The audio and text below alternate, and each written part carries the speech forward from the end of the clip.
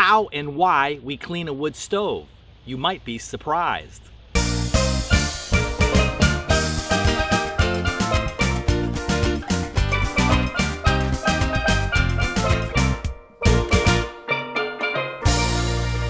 Let's be self-sufficient and independent together. Hello, welcome. Today we're going to talk about how and why to clean your wood stove chimney. It's a beautiful fall day. The heat and humidity of summer's gone. The air is crisp and dry. The leaves are blowing around off the trees. The acorns are falling on the metal roof, pinging and dinging. The birds are cheeping. And it's a great day to get started cleaning your wood stove chimney. Before we talk about how to do it, why do we do it? Is it because we want to make the people at the EPA happy and keep our stove burning efficiently and clean? What do you think? Of course not. We're cleaning the stovepipe on our wood stove so the creosote and debris that's built up inside from last year doesn't catch fire and burn down our house.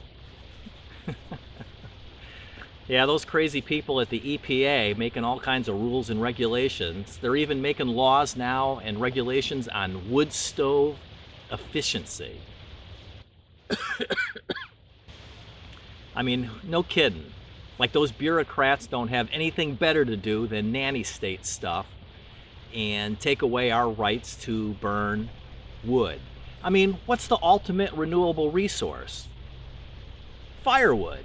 You plant a tree, the tree grows, it's got leaves on it, the leaves convert oxygen, or excuse me, the leaves convert carbon dioxide into oxygen that we get to breathe, they clean the air. Birds, squirrels, all kinds of critters live in the trees. Deer eat the acorns or apples or whatever. I mean, it's a life cycle. And then when the tree gets mature, we, use the firewood in our chimneys, in our wood stoves. But no, government bureaucrats in their nanny state, they want us to get our energy from them. Hey, how's that Deepwater Horizon thing working out? Whew, boy. Good thing they didn't have a wood stove out there polluting the atmosphere. Or what about that giant methane leak out in California? 100,000 metric tons of methane, which is a terrible greenhouse gas. Yeah, I bet all those people that got evacuated for months are real happy about that one. Boy, whew, can't be burning firewood in your wood stove though. All right, so let's get to cleaning our chimney. Remember, safety first. We don't want you falling off the roof and having to make a trip to the hospital and using your Obamacare, but that's another story. We have a variety of safety equipment, a full face mask, regular safety goggles, gloves, rope, all kinds of other tools that you might use. A poly brush is recommended for a stainless steel chimney so it doesn't scratch it.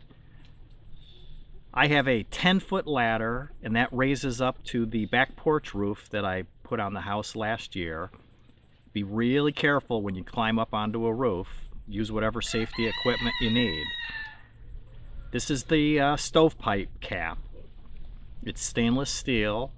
It has a safety cap on it, the top, which keeps rain and leaves and things from going down the chimney. The hardware cloth that goes around it is a spark arrestor in case a hot coal or something comes up your chimney. That stops it from going outside. And the creosote really builds up on that thing, so you probably have to clean it once or twice during the year. It was actually a lot dirtier, but I cleaned it in the spring. So I'm running my brush down, and I'm just using a piece of PVC pipe. Of course, they make official pipe to use, but it's pretty pricey. And our stove pipe, from the very top of the pipe here where the cap is, all the way to the top of the stove is about 10 feet. I will probably get a longer piece of pipe to use, but this works real well. The last thing I want to do is bang the brush down into the wood stove because it has a ceramic top to it that helps send the gases the way you want it to go. So I'm just reaching all the way down in, up and down. Again, it's a poly brush because the pipe is stainless steel and you don't want to scratch it. And if you keep your chimney clean, you only have to do it a few times. If you let the creosote really build up, of course it's a lot harder to run the brush up and down. Now I'll just clean off the stuff around the top. I have a old grill brush that I'm going to use, and it works really well just to clean off the top of the cap. Again, the cap helps create a good draft, protects the top of the chimney pipe, and holds the spark arrestor and the cap on to keep the elements out. Birds, any kind of stuff that might get down in your chimney, especially in the off season during the summer. Again, safety is really important. There are way too many home-related accidents. It's great to be self-sufficient and do things on your own, but the last thing you want to do is get an injury, and it is all too common. So I'll clean off the spark arrestor hardware cloth.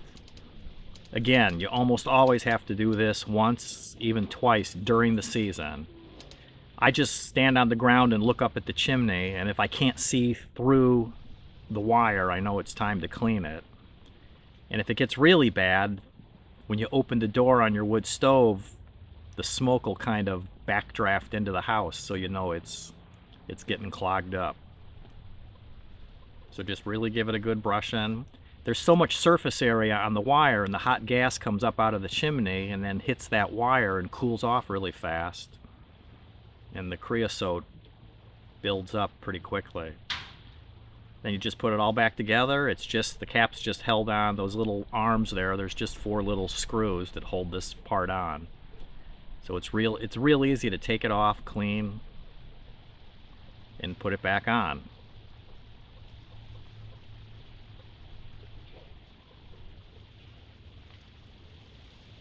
Having a clean chimney, of course, keeps the house safe. You don't have to worry about a creosote fire in case it flares up on you if the wood stove gets going a little too hot.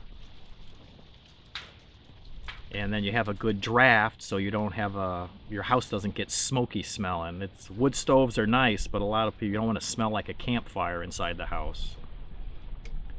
So just get the old screws lined up here and tighten them back up. Get them up inside. Don't over tighten them and strip because it's just sheet metal. They just have to be in there snug. Then once we have the chimney top here, the part on the outside all finished, then we'll go inside and clean the inside. Some people actually clean their chimney from in the house. I sure don't like to do that because you're working uphill, so everything's falling down and it's in the house. This way I'm standing on the roof, but again, our roof is a flat pitch, relatively speaking. If you had a 2-story house or a really steep roof like on a cape or something like that, it'd be much more dangerous to be on the roof. But this particular area of the roof has a relatively low pitch, and with the porch I added on the back, it's an easy climb up onto the roof. All right, all back together. Let's head on inside. So here's the stovepipe in the house, and it was about 5 feet of pipe outside, and then there's about 5 feet of pipe inside.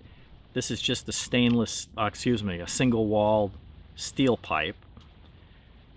There's 3 screws down here at the top of the stove on this collar, and you have a slip joint up near the top where you have a pipe that fits snug inside of another pipe, and it just slips up and down. So when you loosen these 3 screws, we can just grab the pipe and slide it up so that we can get inside, because this stove's designed with that ceramic top that's inside the stove. The crud that falls out of the chimney just sits on top of it. It doesn't fall down into the stove. So then I'm just going to use my shop vac to suck it up out of the top. You can see all the creosote in there. It's almost up to the top of the collar. Last year when I cleaned it, it actually was several inches above the collar. When I moved the stovepipe up, it just fell out all over the top of the stove. There was a lot last year. This year's not too bad. So we'll fire up the shop vac. Just get in there and suck up all that creosote. If the chunks are big, it won't fit up in my little crevice tool here, so I'm just going to have to use the pipe. But just suck it all up, clean out the top of the stove, clean up everything from what you made, the mess you made. And again, I like doing it this way because there's really no dust, and it's super easy to clean it all up. And once we get this all vacuumed out, you can see how much creosote there was, because this is a 6-inch pipe and it goes down into the top of the stove. So of course the creosote can spread out once it's down below the collar. And drop this yardstick down in here, you can see that was about 6 inches deep. So that's a lot of crud. And there's the clean pipe looking up from the stove up and out the cap. So now we'll just slide this back down into place. It's try to go straight up and straight down so you keep your screw holes lined up. And get it down, it's good and snug. Put our 3 screws in. Tighten the screws into place. 1, and 2, 3. And once the screws are in place, I mean, we're done. We've basically cleaned the chimney. So that didn't take very long at all, and now our chimney's ready to rock and roll for this upcoming season. And here we don't burn a tremendous amount of wood, so again, I don't have to clean the chimney pipe during the season.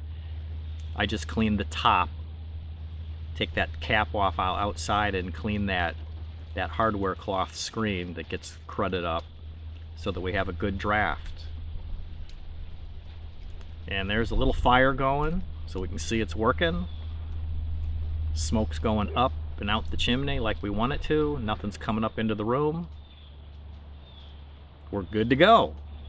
Well, I hope you enjoyed this video. If you didn't, you probably work for the EPA or one of them other alphabet soup government agencies, nanny staters. All right, be sure to like this video and subscribe so you don't miss any more of these very informative episodes, and we'll see you next time.